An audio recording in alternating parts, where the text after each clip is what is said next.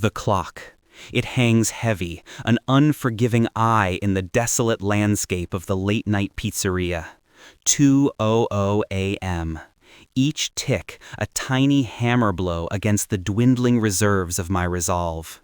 Liam, another college kid trading sleep for minimum wage, another shift blending into the blur of fluorescent lights and the scent of processed cheese.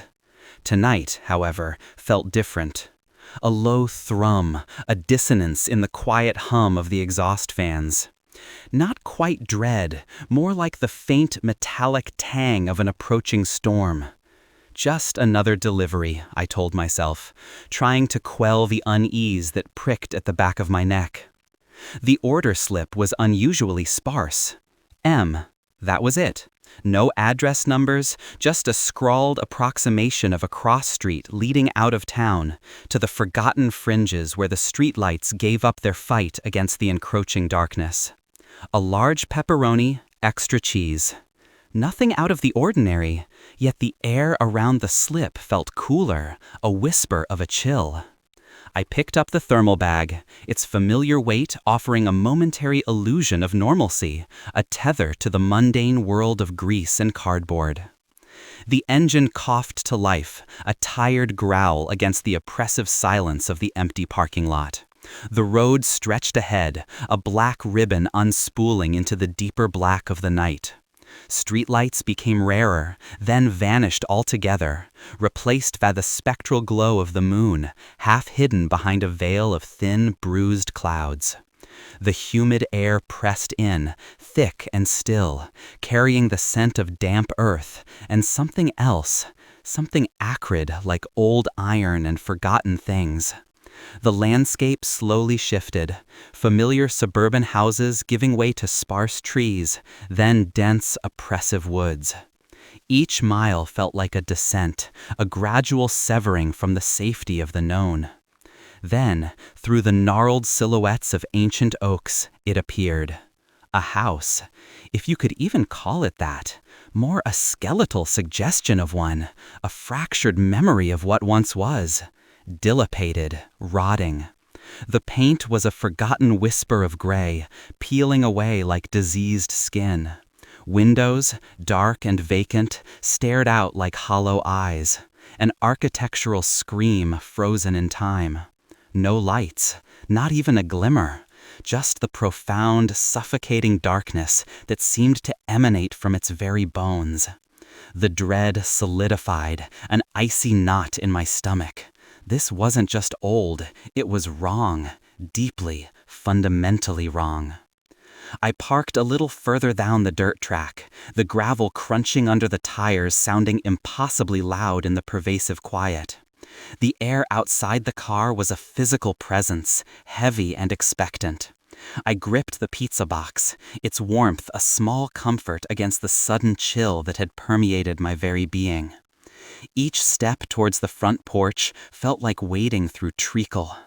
The porch itself was a testament to decay. Warped planks groaned under my weight, a symphony of complaint. The railings were splintered like broken teeth. Cobwebs, thick and laden with dew, draped from the eaves, catching the faint moonlight like morbid shrouds. The front door.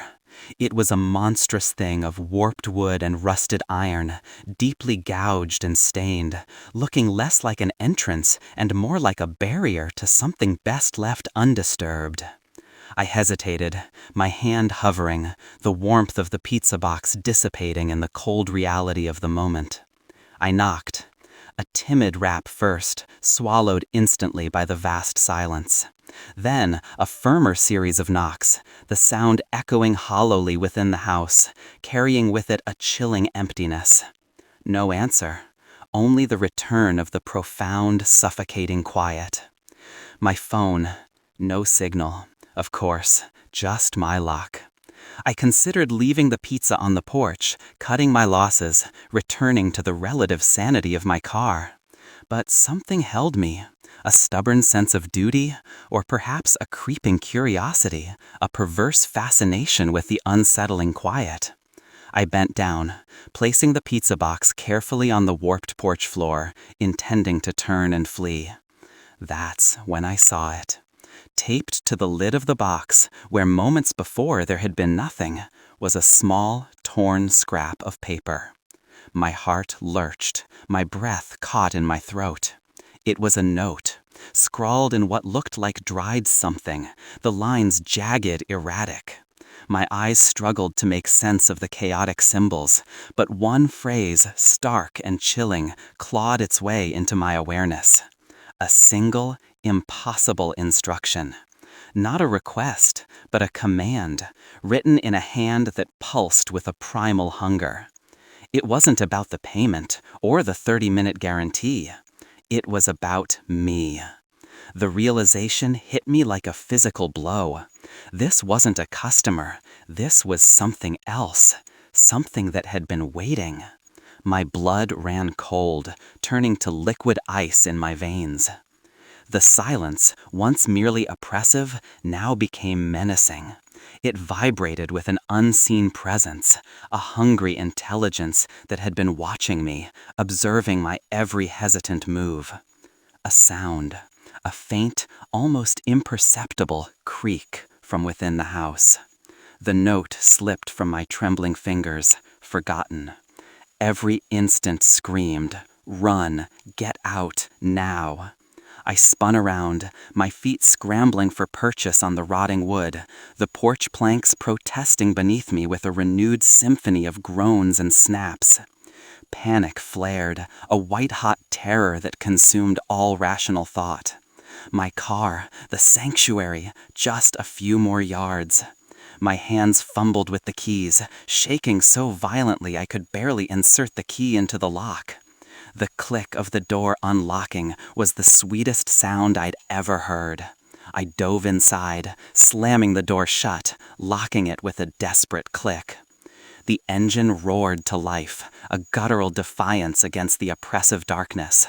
I slammed the shifter into reverse, tires spitting gravel as I peeled away from the cursed house, not daring to look back, not daring to confirm what my terrified mind already knew. But in the fleeting glance in the rearview mirror, as the house receded into the inky black, a new shadow, impossibly tall and thin, seemed to flicker in one of those vacant windows. A silent promise that the delivery wasn't over, that the extra toppings of terror had only just begun. Some deliveries, you learn, aren't just about the pizza. They're about what the hunger demands and what it leaves behind.